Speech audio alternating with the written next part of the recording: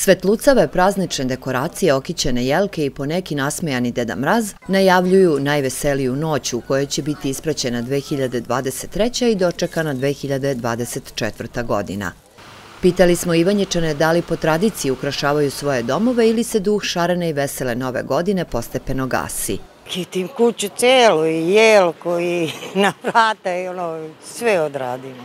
Po Božiću tamo do 14. ostane mi to u kući. Nisam očekivala neku prodaju, juče sam izašla prvi put, ovo je sve ručni rad što radim i oduševljena sam. I ljudi su oduševljeni i sve, ima tu svašta nešto i kupuje se. Nisu tu neke cene velike, šta ja znam, ne znam da li je zbog malo krize i tako to, ali po meni ne primećujem neku baš razliku.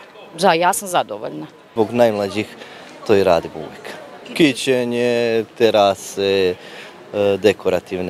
dekorativne stvari u kući, oko jelke, naravno sve. Pa jelku, zavese i tako.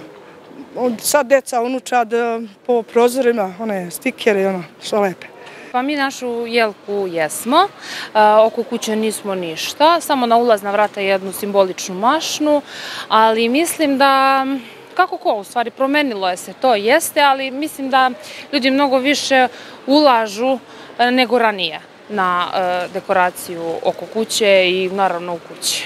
Kod mene je sve okićeno svake godine, ove godine su to deca uradila. Imaju 5 godina i 3, njima je to zanimljivije sad nego nama, ali ja ću kititi dok sam živa, tako da volimo to svi. S obzirom na to da imamo malu decu, 3 male dece, okitit ćemo jelku i okitili smo u stvari jedan deo. Sada čekamo da brat završi sa školom pa da otkitimo kuću. Mislim da duh Beograda još nije dohvatio našu Ivanjicu. Po svemu sudeći, većina Ivanjičana dočekaće novu godinu u svojim domovima, zbog čega se i trude da dekoracijama stvore ambijent najveselije noći.